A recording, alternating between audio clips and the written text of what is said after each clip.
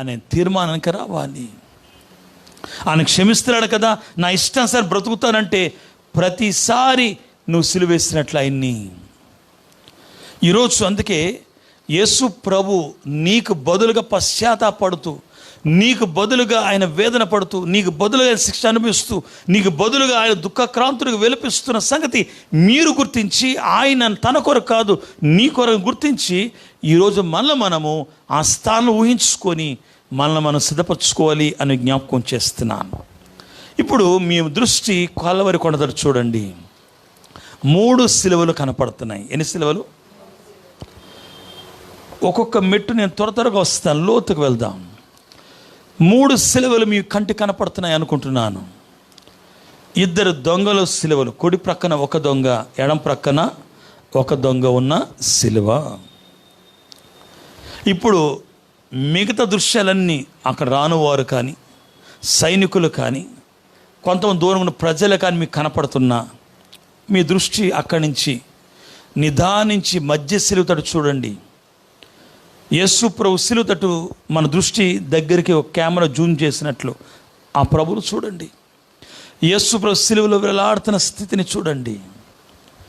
ఈ సిలువల మనకు కనపడుతుంది, కానీ సిలువ లోపల ఇంకా సిలువలు ఉన్నాయి. అది నేను చెప్పాలనుకుంటున్నాను. మీరు దీక్షగా చూడగలిగితే మీకు ఆ అనుభవం కనపడుతుంది. అయ్యగారు అసలు కీర్తనలోంచి ఈరోజు మీతో మాట్లాడతాను. అయ్యగారు 34వ కీర్తనలో ఏమని రాశారంటే, 3 సిలువలు మోసినావా. చాలా జాగ్రత్తగా ఈ మాట ఆలకించాలి. మీరు చూడు, నేను చెప్తూ వస్తాను. యేసు ప్రభు మోసింది ఎన్ని సిలువలు అని ప్రశ్న వేస్తే మీరేం జవాబు చెప్తారు? అయ్యగారు అయితే మనకు 3 సిలువలు కనపడుతున్నాయి, కానీ యేసు ప్రభు మోసింది ఎన్ని సిలువలు? 1 సిలువే. మిగతా 2 సిలువలు కూడా ఎవరు మోసుండొచ్చు తెలియదు, కానీ బైబిల్లో ఒకవేళ మోసుంటే ఎవరు సిలువ అయి ఉంటుంది? అది కుడి ప్రక్కన దొంగ, ఎడం ప్రక్కన దొంగ యొక్క సిలువలు. కానీ యేసు ప్రభు మోసింది 1 సిలువే. కానీ అయ్యగారు ఏమని రాశారంటే, 3 సిలువలు మోసినావా. 3 యొక్క పాపమును, మా భారమును నువ్వు మోసి మాకు బదులుగా ఈ శ్రమను సహించితి. కీడును నీవు మాకు బదులు అనుభవించి ఆ కీడును నీలో నీ పాదాల కింద త్రొక్కి ఆ మరణాన్ని మరణింపజేసావా తండ్రి అనే భావనతో అయ్యగారు పల్లవి రాశారు. ఒకసారి ఈ పాట ఒక పాస్టర్ గారు తన చర్చి మీద పెడితే, ప్రక్కన పాస్టర్ గారు వచ్చి తర్వాత బైబిల్ మిషన్ వాళ్ళు అబద్ధ బోధకులండి, ఏమనుకుంటున్నారు మీరు? బైబిల్ చదవరా మీరు? యేసువర మోసింది 1 సిలువ, 3 సిలువలు మోసావని మీ అయ్యగారు రాశారని మీరు పాడేసుకుంటున్నారు. ఏం పాట అండి అది? సరి చేసుకోండి అన్నాడంట. ఈయన బాధ వచ్చింది. ఒకరోజు నేను ఆ దగ్గర ఊరిలో నేను మీటింగ్కి వెళ్తే, పెద్ద ఆయనే పాస్టర్ గారు, వయసులో నాకంటే చాలా పెద్దోడు, రెవరెండ్ అయ్యారు కూడా.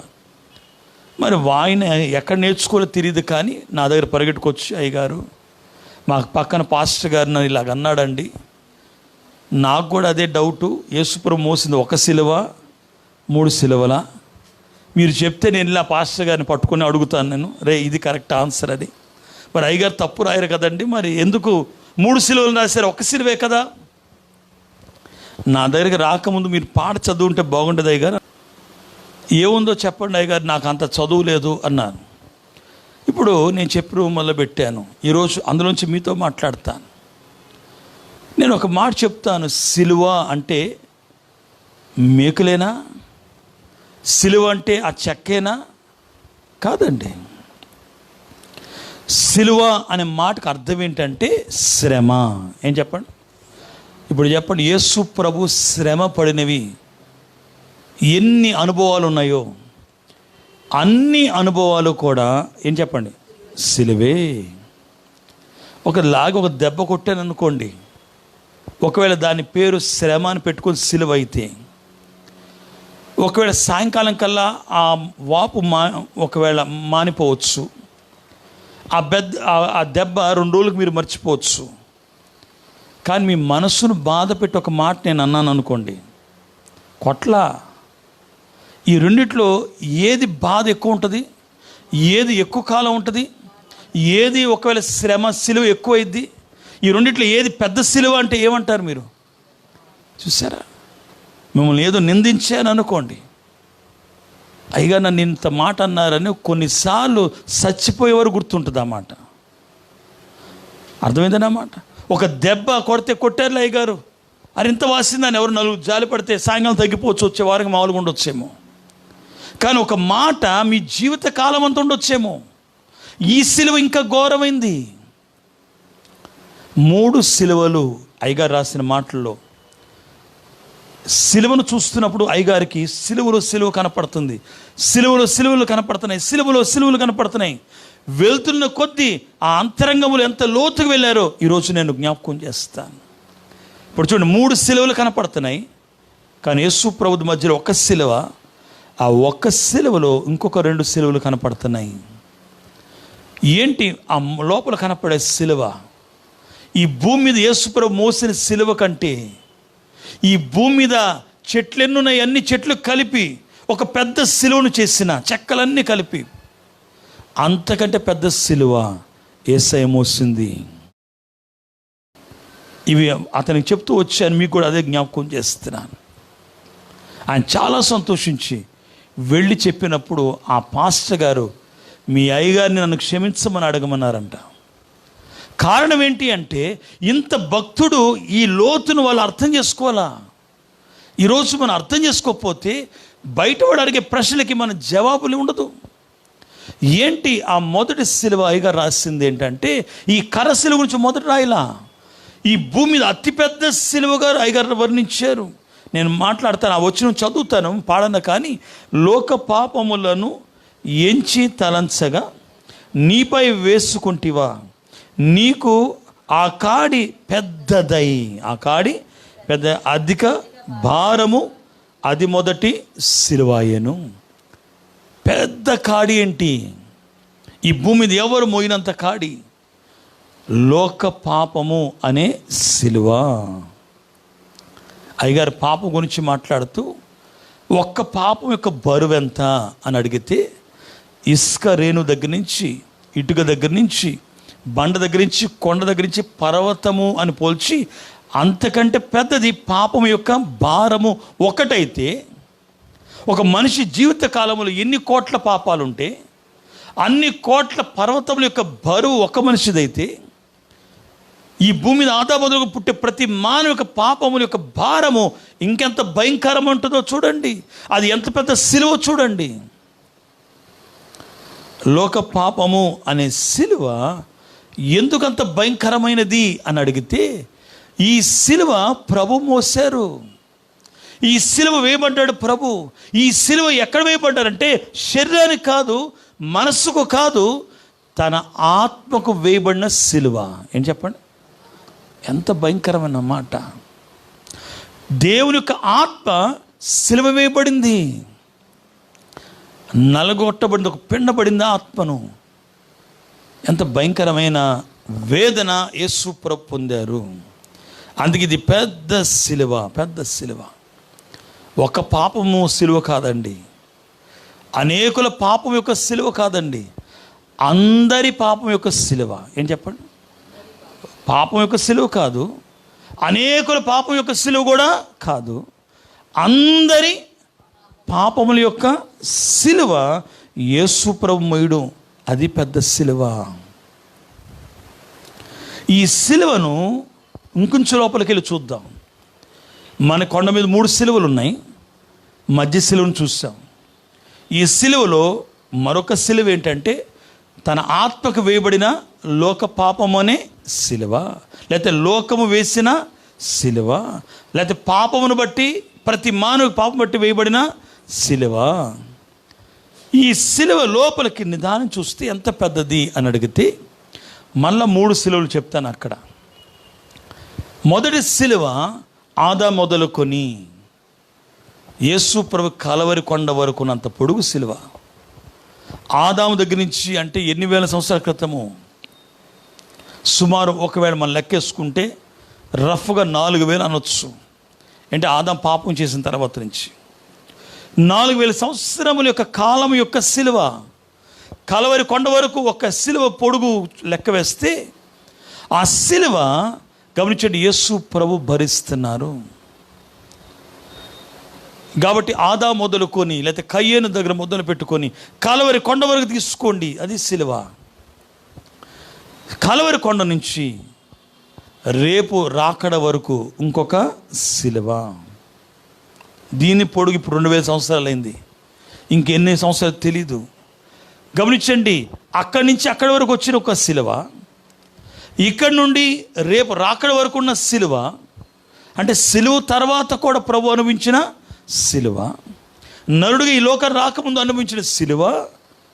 గమనించండి, నేను ఒకవేళ పేరు పెట్టాల్సి వస్తే అది ఒక రక్షకుని యొక్క సిలువ అయితే, దేవుని యొక్క శ్రమ అనుభవం కలిగిన సిలువ అయితే, రెండవ సిలువ గమనించండి యేసు ప్రభు రాకడ వరకు, రేప్చర్ దినం వరకు, అంటే కలవరి కొండ దగ్గర నుంచి రేప్చర్ వరకు ఒకవేళ ఈ సిలువ మనకు కనపడితే ఇది సంఘము కొరకు ఆయన కారుస్తున్న పెండ్లి కుమారుడికి వేయబడిన సిలువ అయితే, రేప్చర్ దగ్గర నుంచి రాకడ దగ్గర నుంచి అంచె దినం వరకు, లాస్ట్ డే, ఈ భూమికి సమాప్త దినం వరకు మూడో సిలువ కనపడుతుంది. ఈ మూడో సిలువను ఒకవేళ మనం అనాల్సి వస్తే గమనించ, రక్షితుల కొరకు ప్రభు ప్రయాసపడతారు. ఆ టైంలో పెళ్లి కుమార్తె కొరకు ప్రయాసపడ్డారు రాకడ వరకు, రక్షకుడిగా వేయబడ్డ సిలువ కలవరి కొండ వరకు. కానీ రక్షితుల కొరకు మూడో సిలువ దేవుని ఆత్మ రక్షించడం కొరకు మానవుల్ని వేయబడిన సిలువ. ఈ లోక పాపని సిలువలో ఈ మూడు సిలువలు కూడా కనపడుతున్నాయి. ఈ లోతైన సిలువను మనం జాగ్రత్త చూస్తూ ఇంత శ్రేష్ఠ అనుభవాన్ని దేవుడు నీ కొరకు నా కొరకు పడ్డారు. అందుకే అది అంత పెద్ద సిలువ అని నేను చెప్పడానికి మీతో మాట్లాడుతున్నాను. రెండవది, నా మాట జాగ్రత్తకు వద్దాం, త్వరగా ముగిస్తాను. రెండవది లేనిపోని నేరములు అనే సిలువ. యేసు ప్రభు మీద అనేక నేరములు మోపబడిని. అయ్యగారు రాసిన పాటలో 2వ చరణం అదే. లేని నేరములు నీపై దుష్టులు వేయగాను క్షమించితివి, నీకు ఈ నేరములు కూడా ఎంతో బాధ, భారము, బరువు కలిగించినవి. ఇది రెండవ సిలువ. నా మాట జాగ్రత్త వింటే ఈ రెండవ సిలువ మీకు అర్థమైద్ది. ఈ రెండవ సిలువ లోపలికి వెళ్దాం. మరలా లేనిపోని నేరములు లోకం మోపింది ఆయన మీద. ఈ సిలువ, మొదటి సిలువ తన ఆత్మకి, ఈ సిలువ తన మనస్సుకు. చూడండి అంత మంచి మాట. తన మనస్సుకు సిలువ వేయబడిన అనుభవం ఇది. నా మాట మీరు జాగ్రత్తగా మీరు ఆలకించాలి. యేసు ప్రభు పాపము చేశాడని సిలువ వేయబడట్లే. ఇప్పుడు రెండోది, మొదటిది లోక పాపమును మోసిన సిలువ. ఇది పాపము కాదు, యేసు ప్రభు నేరస్తుడుగా, ఏంటంట, నేరస్తుడుగా వేయబడిన సిలువ. నేరం చేశాడండి ఈయన. ఏంటి ఆ నేరములు? 3 ప్రాముఖ్యంగా నేను జ్ఞాపకం చేస్తాను. 5 కోట్లను యేసు ప్రభు తిప్పుతూ వచ్చారు. ప్రతి కోట్లో కూడా ఎక్కడైనా ఈయనకి సిలువేస్తారని ఇన్ని తిరగడానికి కారణం అదే. ఎలాగైనా ఆయన చంపబడాలి, అది యూదుల యొక్క ఆలోచన. ఇంకా అన్యుల రోమీలకైనా జాలుందేమో, కానీ కఠినాత్ములకి ఎవరికి జాలి లేదు, యూదులకి లేదు. ఆయన ఎలాగైనా సిలువకు అప్పగించాలి, ఎలాగైనా చంపాలి, ఎలాగైనా సరే. ఇదిగో మనం ఎంత దిగజారైనా అబద్ధాలాడైనా యేసు సిలువకు అప్పగించాలి, వీళ్ళ ఆలోచన. అందుకే వారి కేకలే గెలిచినవి అని రాయబడింది. ఉదాహరణకి అన్నా కొడుకు తీసుకెళ్లారు, అక్కడ పని సరిగ్గా జరగల. సెనెడ్రిన్ సభలో పెట్టారు, అక్కడ పని జరగల. పిలా దగ్గర పట్టుకుని వెళ్ళారు, హేరో దగ్గర పట్టుకెళ్ళారు, మళ్ళా పిలా దగ్గర తీసుకొచ్చారు, కైఫా దగ్గర తీసుకొచ్చారు. ఈ అన్ని చోట్ల యేసు ప్రభువును తిప్పుతున్నారు ఈ కోట్లలో. చివరికి వాళ్ళకి అప్పగించేస్తే మీ ఇష్టం రా బాబు, ఈయన నిర్దోషి, ఈయన పాపం నాకు కనపడట్లా, ఈ నీతిమంతులా కనపడుతున్నాడు, నేను చేతులు కొడుకున్నా, మీ ఇష్టం అంటే సరే, ఆ పాపం మా మీదను మా పిల్లల మీద ఉండునుగాక అనుకొని సిలువకు తీసుకొని వెళ్ళిపోయారు ప్రభువుని. నా మాట మీరు జాగ్రత్త మీరు ఆలకించాలి. ఇప్పుడు యేసు ప్రభు ఎలా చంపబడుతున్నాడంటే ఒక నేరస్తుడు వలె చంపబడుతున్నాడు ఇతర నేరస్తులతో పాటు. కాబట్టి నా మాట జాగ్రత్త ఆలకించాలి. యేసు ప్రభు మీద మోపడ్డ నేరములు ఏంటి? 3 ప్రాముఖ్యంగా ఉన్నాయి.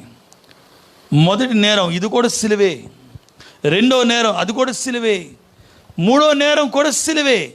కాబట్టి రెండో సిలువలో యేసు ప్రభు మోసిన 3 సిలువలు, రెండో సిలువలో మళ్ళా సిలువలు కనపడుతున్నాయి. అంత దీక్షగా సిలువను మీరు ధ్యానించాలి. కాబట్టి మొదటి సిలువగా మొదటి నేరం ఏంటి ఆయన మీద మోపబడింది అని అడిగితే గమనించే, మొదటిది వాళ్ళు ఏమంటున్నారంటే ఈయన దేవదూషణ చేశాడండి, దేవుని దూషించాడు, ఈయన దైవద్రోహి అనే నేరము ఆయన మీద పెట్టబడిందని మీకు జ్ఞాపకం చేస్తున్నాను. ఏమండి, ఈయన ఎవరికి పుట్టాడో మాకు తెలుసు. ఏమండి, ఇంతకుముందు వాళ్ళు ఏమన్నారంటే వీళ్ళ తండ్రి ఎవరో మాకు తెలీదు అన్నోళ్ళే, ఆ వడ్రంగి వాడు కొడుకే కదా అని మళ్ళీ వీళ్ళు అంటున్నారు. అర్థమైందన్నమాట. ఆ మరియమ్మ కొడుకే కదా, ఆ యాకోబు యూదా యొక్క సహోదరుడే కదా, వీనికి అక్క చెల్లి మా ఇంటి ప్రక్కన తిరిగేవాడు ఆడుకుంటేవాడు మాకు తెలీదా? వాళ్ళు పుట్టినప్పటి నుంచి 30 సంవత్సరాలు చూస్తున్నామండి. ఈయన మనిషి ఉండి ఏంటంట, ఈయన మనిషి ఉండి దేవుడిలాగా ప్రవర్తిస్తున్నాడండి. ఈయన ఎవరండి పాపాలు క్షమించడానికి? దేవుడే కదా క్షమించాల్సింది, ఈయన క్షమిస్తున్నాడండి. ఈయన చాలాసార్లు నేను దేవుని కుమారుణ్ణి అని చెప్పుకుంటున్నాడండి. ఈయన దేవాలయాన్ని పడేసి 3వ దినమున ఏం చేస్తాడంట, కడతాడని చెప్తున్నాడండి.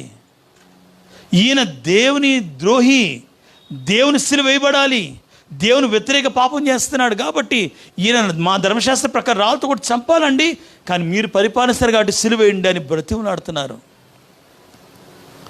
ఎంత భయంకరమైన మనస్తత్వం మనుషులు కనపడుతుంది. ఇది ఎంత గొప్ప సిలువ! ఆయన దేవుడై ఉండి దేవుడు కాదని నేరం మోపి ఆయన సిలువ వేయబడ్డం, అది ఎంత సిలువ ఆయనకి. పై కనపడే కర్ర కన్నా ఈ సిలువ చాలా బాధ, చాలా బాధ కదా. నువ్వు తప్పు చేయలేదు, బయటోడు ఎవడో తెలియడు వచ్చి నువ్వు చేసావంట మా తెలిసింది అన్నాడు. ఇంట్లో నీ భర్త నీ పిల్లలు నువ్వు తప్పు చేసుకుంటావమ్మా అని వాళ్ళే అంటారే, నీకు తెలియదా నా సంగతి? బయటోడంటే పర్వాలా, నువ్వే అంటున్నావేంట్రా? ఈ బాధ దానికంటే ఎక్కువ. నేను దేవుణ్ణి ఉన్నాను, నేనే విడిచిపెట్టి వచ్చాను, కానీ నన్ను ఏమన్నా వీడు నరుడే, దేవుడు కాదంటున్నారు. నాలో దైవత్వం వారికి అర్థం కాల. యోహాను రాస్తూ తన సువార్తని ఒక 7 అద్భుతాలు రాశాడు యోహాను. ఆ 7 అద్భుతాల తర్వాత ఫుల్ స్టాప్ పెట్టేశాడు, ఎక్కువ రాయలా. ఎందుకంటే ఇవి చాలు ఆయన దేవుని కుమారుడు మీరు అర్థం చేసుకోవడానికి. ఇంతకంటే మీరు అర్థం చేసుకోకపోతే వేస్ట్, మీరు అక్కర్లా నాకు అన్నట్లుగా. ఇంకెన్ని అద్భుతాలు చూస్తే ఆయన దేవుడని మీరు అనుకుంటారు, ఇవి చాలదా అన్నట్లు. ఒకవేళ ఆయన గురించి రాయాలంటే ఈ భూమి సరిపోద్దా అన్నట్లు. కాబట్టి యేసు ప్రభు మీద పెట్టిన నేరము ఆయన దైవద్రోహి, దేవదూషణ చేశాడండి. రెండో సిలువలో కనపడేది ఏంటంటే రాజద్రోహి అయిన ఎవరంట, ఏమండి ఈయన రాజుని చెప్పుకుంటున్నాడండి. ఈయన పుట్టినప్పుడే జ్ఞానులు అన్నారన్న మాట నిజం అనుకుంటున్నాడండి. యూదులు రాజు అనుకుంటూ ప్రకటించుకున్నాడండి. మాకు అసలు రాజు కైసరేనండి అని యూదులు చెప్తున్నారు. చూడండి ఎంత భయంకరం. కైసర్ రోమీయుడు, మాకు రాజు ఈయన కాదండి అని యూదుడిని అంటున్నారు. పోనీ ఇంకో యూదుడు ఉన్నాడంటే పర్వాలేదు, కానీ వాళ్ళు ఏమన్నారంటే మాకు అసలు రాజు, మాకు యూదులకు రాజు ఇదో హేరోదేనండి, కైసర్ మీరే మాకు అసలు నాయకుడు అండి, ఈయన కాదండి, ఈయన తనంత తాను ప్రకటించుకుంటున్నాడండి. ఎంత ద్రోహం అండి! ఈ నేరానికి ఎందుకు వచ్చారో తెలుసా? మొదటి నేరం వాళ్ళకి తప్పు అనిపించాల. ఎవరికి అంటే యూదులకి తప్పే, కానీ రోమీలకి. కారణం ఏంటంటే ప్రతి రోమీయుడు కూడా దేవుళ్ళ ఫీల్ అవుతాడు. నేనే దేవుడిని అంటాడు ఫరో, ప్రతి వాడు కూడా. కాబట్టి తప్పేంటి? దేవుడు, మేము కూడా దేవుడు అనుకుంటున్నాం కదా. మీరు దేవుడు అనుకున్న పర ఈయన అనకూడదండి మా ధర్మశాస్త్ర ప్రకారంగా. కానీ ఇప్పుడేమన్నారో తెలుసా? వాళ్ళకి నేరం ఏంటంటే, నేనుండగా ఇంకో రాజు అని పేరు ఉండకూడదు, దేవుడు ఉండొచ్చు. కాబట్టి ఇప్పుడు ఆ నేరం చెల్లలేదు, ఆయన సిలువ వేయట్లేదని వాళ్ళకి నచ్చిన నేరం మోపుతున్నారు. అయ్యా ఈయన రాజు అని చెప్పుకుంటున్నాడండి. ఏమండి, యేసుప్రభు ఎక్కడైనా నేను రాజుని, నాకు సహా అందరు మీరు నా పరిచయం చేయండి, నేను సింహాసనం కూర్చుంటాను అన్నాడా? ఆయన పాదాలు కడిగాడు. ఆయన పాపుల దగ్గర కూర్చున్నాడు, బీదల దగ్గర కూర్చున్నాడు. ఆయన ఎక్కడ తన ఆధిక్యత కొనుక్కోలా. కానీ పిలాతు అడిగాడు, నువ్వు రాజువా? నేను రాజునే, కానీ నువ్వు అనుకున్నట్టుగా పీఠం కోరుకుండే, అధికారం కోరుకుండే రాజును కాదు. కాబట్టి ఈయన రాజద్రోహి అనే నేరం ఆయన మీద పెట్టారండి. మూడో నేరము, చాలా భయంకరమైన పరిస్థితి ఆయన మీద పెట్టింది ఏంటంటే తెలుసా? ఆయన గమనించండి, అనేకులను రాజ్యమే తిరుగుబాటు చేస్తున్నాడండి. ఏం చేస్తున్నాడు? ప్రజలందరినీ ఇటు యూదయ నుంచి గలిలయ వరకు బోధిస్తూ ఆయన సువార్త ప్రకటించుకోకుండా జనాలు రేపుతున్నాడు, తిరుగుబాటు చేస్తున్నాడు. పన్ను కట్టొద్దని చెప్తున్నాడండి ఈయన. ఏంటంట? గవర్నమెంట్కి వ్యతిరేకమైన గవర్నమెంట్ నడిపిస్తున్నాడండి ఈయన. ఇంకెవరు మీరు పన్ను కట్టొద్దు వాళ్ళకి, మీ ఆదాయాన్ని పాడు చేస్తున్నాడండి. ఎంత భయంకరమైన కదా. ప్రభు ఏమన్నాడు? కైసరిది కైసరికి ఇవ్వండి అని చెప్తే మీకు ఇవ్వకుండా మీ ఆదాయాన్ని పాడు చేస్తున్నాడండి. అంటే ఎలా ఒకలాగా ఆయన మీద ఏం చేయాలి? నేరం మోపి సిలువకు అప్పగించాలి. ఈ మూడు నేరములు యేసయ్య యొక్క మనస్సుకు బాధ కలిగించినాయి. చూడండి, మొదటి పాపము ఆత్మకు సిలువ, ఇప్పుడు ఇది మనస్సు గాయపడిన సిలువ. 3 సిలువలు మోసినావులో 3వ వచనంకి వచ్చేసరికి మనకి అక్కడ కనపడే సిలువ కలుషాత్ముల కర్ర సిలువ. కలుషాత్ముల కర్ర సిలువ నీపై మోపి అలసిపోయి ఉంటివా? అట్లు అలసిపోయిన మోయినని చెప్పుకుంటివా? ఇది 3వ సిలువాయను. ఇప్పుడు ఆయన మోపింది కూడా నేను అనుకుంటాను దొంగలు కొంచెం చిన్న సిలువలు ఉన్నాయి, కానీ యేసు ప్రభుకి చాలా భారవంతమైన సిలువ. భుజము చితికిపోద్ది మోస్తే అంత భయంకరమైన సిలువ యేసు ప్రభువు మోపారు. ఇప్పుడు 3వ సిలువ శరీరానికి సిలువ కదా. మొదటిది ఆత్మకు, రెండోది మనస్సుకు, మూడోది శరీరానికి. శరీరము కూడా యేసు ప్రభును నలగొట్టాలి. ఆయన శరీరం చచ్చిపోతేనే కదా ఆత్మ పోయేది అనే బాధ. ఎంత భయంకరమైన పరిస్థితి మనుషులలో మనకు కనపడుతుంది. కాబట్టి ప్రియమైన దేవుని పిల్లలారా, ఇప్పుడు అయ్యగారికి నేను చెప్పాను, ఈ 3 సిలువలు మీకు అర్థమైనయా? అయ్యా అర్థమైందయ్యా. 3 కాదయ్యా, కొన్ని లక్షల సిలువలు ఎవరు మోసారు? యేసు ప్రభు మోసారు. అసలు భూలోకములు తల్లి గర్భంలోకి రావడమే ఒక సిలువ. 9 నెలలు తల్లి గర్భంలో లోకరక్షకుడు దేవుడు మౌనంగా ఉండడం ఒక సిలువ. ఆయన భూమి మీద ప్రయాణం చేసిన ప్రతి దినము ఎంతోమంది ఒకవేళ ఒక ఫ్రెండ్ లాగా ఏరా ఓరి అన్నాడు అనుకోండి, అదొక సిలువే. ఈయన దేవుడు అని తెలియదు వాళ్ళకి. ఒకళ్ళ అమ్మోళ్ళు ఎప్పుడైనా ఏరా నాన్న ఎంత కంగారు పడ్డావు తెలుసా? నువ్వు నా దగ్గర ఉన్నావని నేను అనుకుంటున్నాను, నాన్న నా దగ్గర ఉన్నాడు అనుకుంటున్నాడు, నువ్వు నా దగ్గర లేవు, నువ్వు ఎక్కడికి వెళ్ళావురా అని ఒకవేళ భయంతో బాధతో ఎక్కడ తప్పిపోయాడో కొడుకు అనుకొని వాళ్ళు ఒకవేళ ఒక గర్సిలేరు అనుకోండి, వాళ్ళకి ఆయన దేవుడు అనే సంగతి గుర్తించక బాధతో అనేస్తే అది ఆయన్ని తగ్గించుకొని అమ్మ నాన్నకి సరే అమ్మ వింటాను, నేను నా తండ్రి పని మీద ఉంటానని చెప్పినా అది ఆయనకి ఎలా ఉంటుంది? సిలువే. సిలువ. యేసు ప్రభును ఎన్నిసార్లు అవమానపరిచారు, యేసు ఎన్ని నిందలు పెట్టారో, ఎన్నిసార్లు రాళ్ళతో కొట్టాలని చూశారో, ఎన్నిసార్లు కొడమి తోసేయాలని చూశారో, ఎన్నిసార్లు ఆయన అవమానపరిచారో, ప్రతిదీ సిలువే సిలువే సిలువే. సిలువకు ముందు కూడా చూస్తే ఆయన సెనేట్ సభలో కూర్చోబెట్టి ఆయన వస్త్రాలు తీసేశారు. ఎంత సిలువది! యేసు ప్రభుకి ఎర్రటంగి తొడిగిచ్చారు, అదొక సిలువ. ఆయన చేతిలో రెల్లు పెట్టారు, అదొక సిలువ. ఆయన శిరస్సు ములకిరీటం పెట్టారు, అదొక సిలువ. ఆయన మోకరించి రాజా నీకు నమస్కారాలను హేళన చేశారు, అంత భయంకరమైన సిలువ. ఆయన ఎన్ని అనుభవాలు ఆయన సిలువలో కనపడి, కొరడాలతో కొట్టడం కానీ, నడిపించడం కానీ, అన్యాయ తీర్పులు కానీ, కోట్లు తిప్పడం కానీ, రాత్రి అసలు అరెస్ట్ చేయడం కానీ, ప్రతీది సిలువే ఆయన జీవితంలో. కొన్ని లక్షల సిలువలు యేసు ప్రభు పొందాడండి. కానీ ఇప్పుడు నేర్చుకోసం ఒక అంశం ఏంటంటే, చివరిలో ఈ భారం అంతా ఆయనది కాదు, ఎవరిది? మనది కూడా కాదు, నాది. ఏంటి చెప్పండి? నా కొరకే యేసయ్య ఇంత శ్రమపడ్డారు. నాకు బదులుగా ఆయన పశ్చాత్తాపడి తండ్రి దగ్గర నాకు బదులుగా క్షమాపణ అందుకున్నాడు.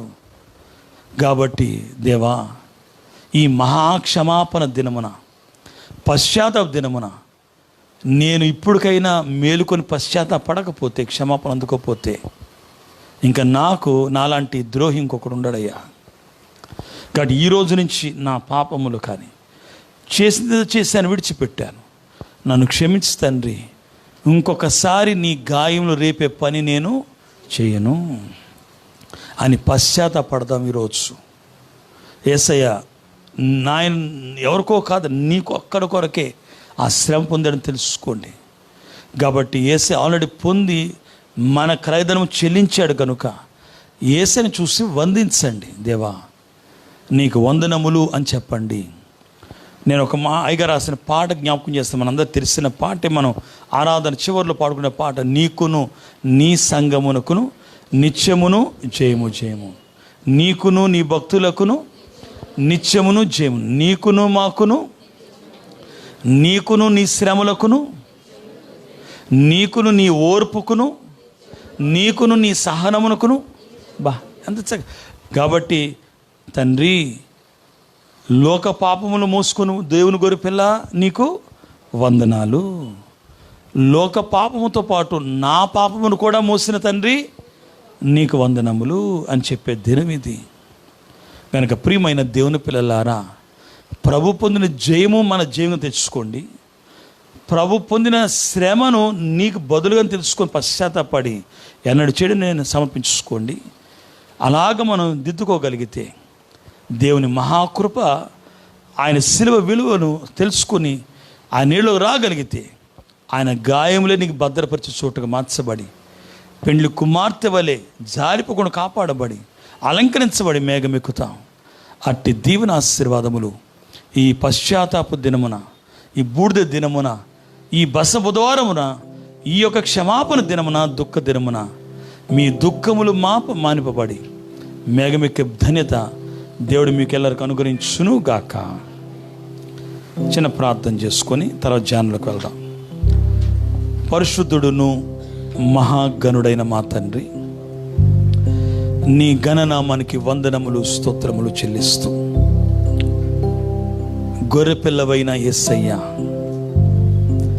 మా కొరకు సిలువలో మరణించి, మా కొరకు క్షమాపణందుకొని, మా కొరకు మాకు బదులుగా క్రయధనము చెల్లించి, నీ శరీరమును, నీ ఆత్మను, నీ ప్రాణమును మాకు బదులుగా పణంగా పెట్టి మమ్మల్ని విమోచించిన రక్షకుడా, నీకు వందనములు స్తోత్రము చెల్లిస్తూ, 3 సిలువలు మోసిన, ఒక్కొక్క సిలువలో లోతైన సిలువలు, ఆ సిలువలు ఇంకా లోతైన సిలువలు నాయనా, లోక పాపమును మోయడం అనేది పెద్ద సిలువ. అంతకంటే చిన్న సిలువ నీ మనస్సున గాయపరచబడిన నేరములు లేనిపోనివని సిలువ. కానీ చాలా చిన్న సిలువ, కర్ర సిలువ శరీరాన్ని బాధ పెట్టింది. కానీ మా పాపమును నాయన నీవు బాపుట కొరకు మా కొరకు మరణించిన తండ్రి స్తోత్రం చెల్లిస్తూ, ఇది గుర్తించి మేము క్షమాపణ పొందుకొని నీ రక్తంలో కడగబడి ఎన్నడూ చేయకుండా కృప చూపించుమని నాయన వీక్షిస్తున్న బిడలు కానీ, నాయన వినుచున్న బిడలు కానీ నాయన ఇట్టి అనువులో బలపరచుమని, నీ సిలువ దీవెనలతో మమ్మల్ని నింపమని సిలువనాథుడు రక్షకుడు యేసుక్రీస్తు నామములో మిక్కిలి బ్రతిమలాడి వేడుకొనుచున్నాము తండ్రి.